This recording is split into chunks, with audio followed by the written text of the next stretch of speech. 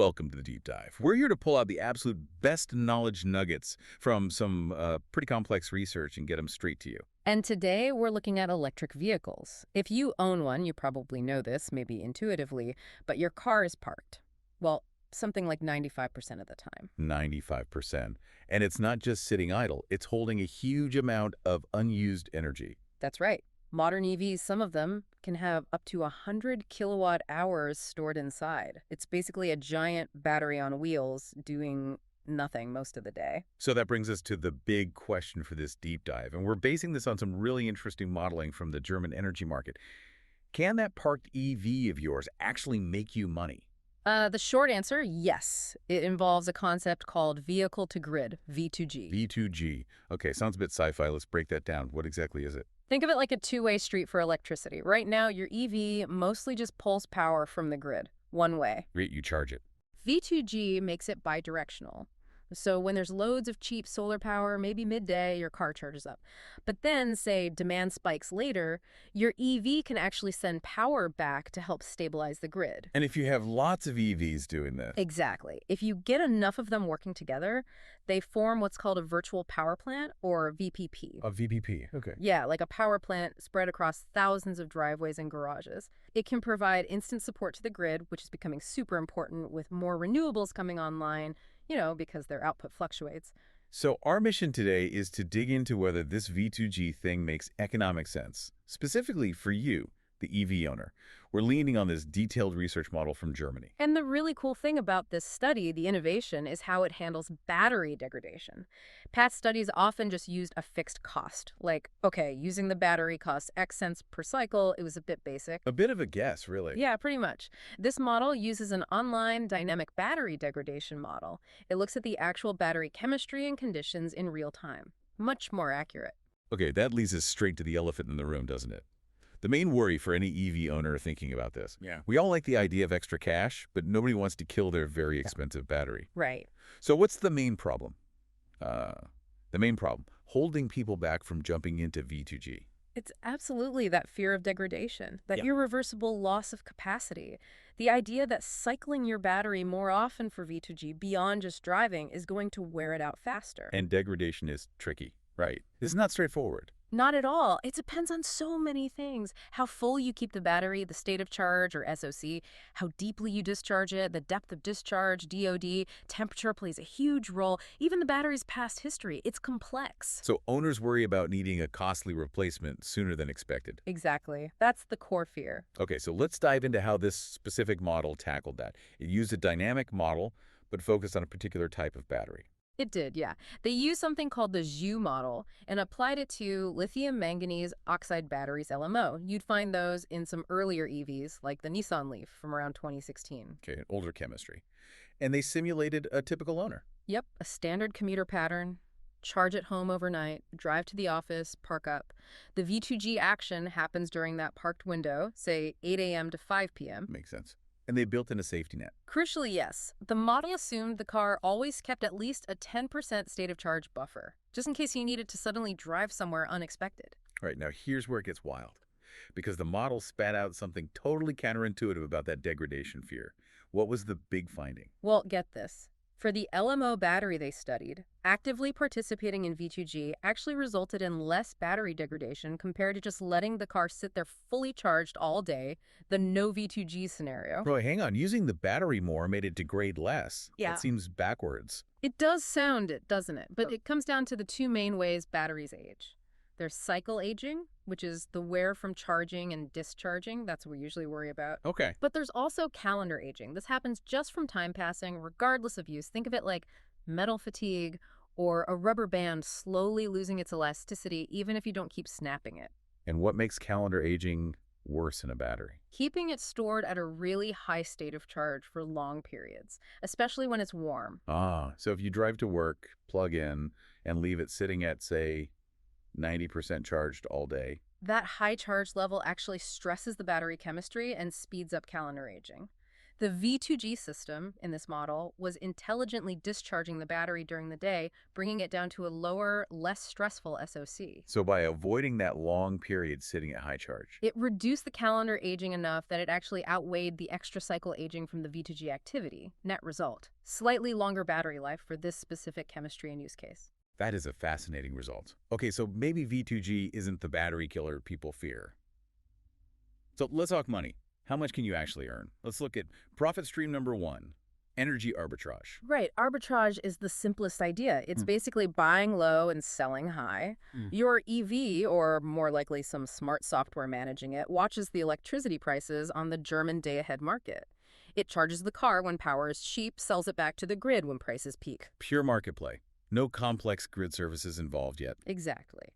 And the model looked at a base case first, an older EV, like that 2016 Leaf, with a 24 kilowatt-hour LMO battery, only doing V2G on weekdays, so about 261 days a year. And the profit. Using what they called the balanced profit approach, trying to make good money but also minimize battery wear, the estimate came out to 93.45 per year. Okay, nearly 100 euros. It's not life-changing, but it's definitely found money. And it proves the concept works financially, even with older tech. È redditizio, as you might say in Italian. It is profitable. Precisely, è redditizio, even in that basic scenario. But that's the old battery. What happens when you plug in modern EV specs? Big battery, better efficiency. That's where things get really interesting. The study modeled a best-case arbitrage scenario. Imagine a big 100 kilowatt-hour battery, maybe 95% efficient, and crucially, the owner doesn't drive very far each day, leaving lots of energy available.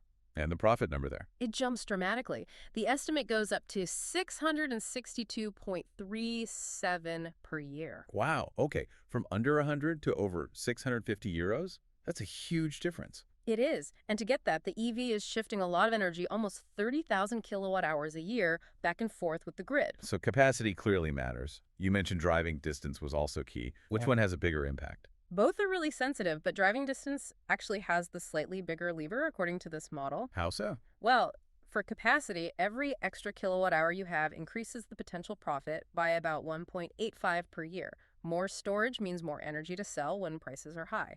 Pretty straightforward. Exactly. But driving distance. For every kilometer less you drive each way on your commute, the annual profit potential increased by 6.64 per year. 64 per kilometer saved. That's substantial. It really is. It highlights how much your driving habits impact the energy left over for V2G during those peak price hours at work. Drive less, earn more, essentially. It puts a real financial value on shorter commutes or maybe using other transport sometimes. Definitely. Now, before we leave arbitrage, there's the efficiency catch, right? Moving power in and out isn't perfectly efficient. There are losses. Absolutely. That's the round-trip efficiency, or RTE. You always lose a bit of energy in the conversion process, both charging and discharging. So how much higher does the selling price need to be just to cover those losses, just to break even before even thinking about profit or degradation? Yeah, the basic physics means the selling price divided by the buying price has to be greater than 1 divided by your RTE. So say your system is 85% efficient, which is fairly typical. Then you need to sell that power for at least 1 over 0.85, which is about 1.176 times the price you bought it for. So you need a price spread of almost 18% just to cover the energy losses. That's a tight margin. You definitely need smart software managing that, not just guessing. Oh, for sure. Human guesswork wouldn't cut it. Okay, so that's arbitrage. Buying low, selling high. Now let's move to the second potential profit stream. Ancillary services. This sounds more involved. It is. This isn't just playing the market. This is actively helping to stabilize the grid frequency, keeping it right at that precise 50 hertz standard they use in Germany and much of Europe. So a more demanding job for the battery. And it's regulated. Highly regulated. You can't just decide to do it. You typically need to go through an aggregator, a company that bundles up lots of EVs or other resources and bids them into the official grid services market. And Germany has different types of these services. Yes, they have 3 main frequency regulation reserves based mostly on how fast they need to respond. Okay, walk us through them. What's the fastest? That's FCR, Frequency Containment Reserve. Think of it as the grid's first responder. Instantaneous reaction needed within 15 seconds to stop a frequency deviation getting worse. Primary control. 15 seconds. Wow. Yeah. Okay, what's next? Then you have an automatic activation frequency restoration reserve. This is secondary control. It kicks in within about 5 minutes to actually bring the frequency back to its target Yeah, level. right, pulling it back into line. Exactly. And finally, there's MFRR, Manual Activation Frequency Restoration Reserve. This is tertiary control. It's a slower, more sustained response, activated manually within 15 minutes, often to handle larger, longer-lasting imbalances. Okay, FCR, AFRR, MFRR. Fast, medium, slow response. Now, the critical difference seems to be how they pay you for these services. That's the key for profitability, absolutely.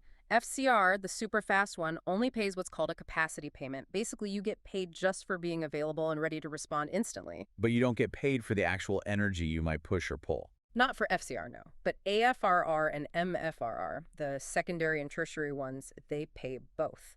You get a capacity payment for being ready, and you get an energy payment for the actual kilowatt hours you deliver or absorb when called upon. Ah, okay. That sounds like it could make a big difference. But first, back to degradation. These services sound like they'd work the battery harder, maybe cycling up and down constantly to keep things balanced. They generally do, yes. Especially FCR and AFR often require more symmetrical cycling, being ready to charge or discharge immediately. This tends to increase the cycle aging component compared to the more optimized one-way flows you might see in pure arbitrage. So, potentially more wear and tear. Potentially, yes. However, as we'll see, the payments for some of these services can be high enough to more than compensate for that extra degradation cost. All right, let's see the numbers. This study looked at these services assuming like a 10% utilization rate. Yeah, a standard assumption for modeling. So starting with FCR, the fastest service that only pays for availability, What was the verdict? non-profitable, actually resulted in a small estimated loss, maybe a couple of euros over the period studied. A loss. Why? Because the capacity-only payment just wasn't high enough to cover the calculated cost of the battery degradation caused by being constantly ready for those ultra-fast symmetrical cycles. Too much wear for too little reward. Okay, so FCR is out. What about AFRR, secondary control, the one that pays for capacity and energy? Now things look much better. AFRR turned out to be nicely profitable. The estimate was around 530 to 534 per year. Okay, that's significant. Yeah. Similar ballpark to the best case arbitrage, maybe a bit less. Right. The addition of that energy payment made all the difference, making the increased cycling worthwhile financially. And now for the grand finale, MFRR, tertiary regulation. Slower response, but capacity and energy payments. What did that bring in? This was the clear winner in terms of pure revenue. MFR showed the highest profitability by far, estimated between 1,373 and 586 seats per year. Whoa, over 1,300 euros. That's more than double the best arbitrage case. Exactly. Here's where it gets really interesting.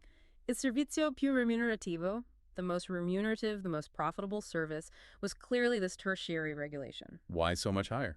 It seems a combination of the payment structure in the German market for MFRR, perhaps less demanding cycling patterns compared to AFR, and still getting paid well for both capacity and energy just hit the sweet spot.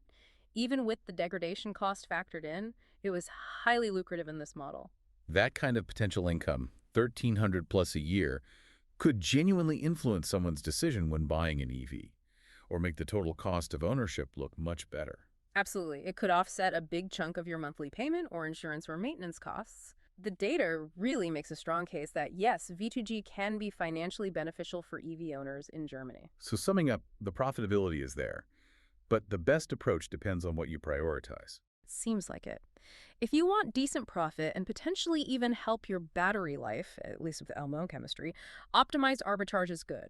If you want the maximum cash return and are willing to accept potentially faster degradation, then aiming for those high-paying ancillary services like AFRR and especially MFRR is the way to go. But there's always a but, isn't there? There's a rather large one here, yes. The study giving us these exciting profit numbers, up to nearly 1,400 euro a year, made a very big assumption. It assumed the existence of an ideal aggregator. That's the term they used, yeah. An ideal aggregator. This is the company in the middle that handles everything. The tech, the market bidding, the connection to your car, all the complexity. And ideal in this context means? It means they do all of this for free. Zero cost to the EV owner. All that profit goes straight to you. Which, let's be honest, is not how things usually work in the real world. Middlemen need to get paid. Precisely. Setting up and running that kind of sophisticated service costs money. So the huge unanswered question is, how much of that potential 600 or 1,300 profit will a real-world aggregator need to take as their cut, their service fee? The actual profit you see could be significantly lower once that business model gets factored in. It's the crucial missing piece for widespread adoption. We know the potential is there, but the business case for the companies enabling it and how much they pass on is still developing. Which leaves us with a final thought for you to chew on. As VDG eventually takes off, who stands to gain the most? Is it the grid operator getting stability? Is it you, the EV owner, pocketing maybe a few €100? Or could the biggest winners be the companies that successfully build and scale these aggregation platforms? The ones who essentially create the digital toll booths managing that flow of energy and value between millions of cars and the grid. Something to think about. Well, we really hope this deep dive has given you some solid insights into how your parked car might just become an active part of the energy system, and maybe even earn you some money. Grazie per aver ascoltato. Thank you for listening. Yeah, thanks for tuning in. Don't forget to follow the channel for more deep dives like this. Seguite el canale. We'll catch you on the next one.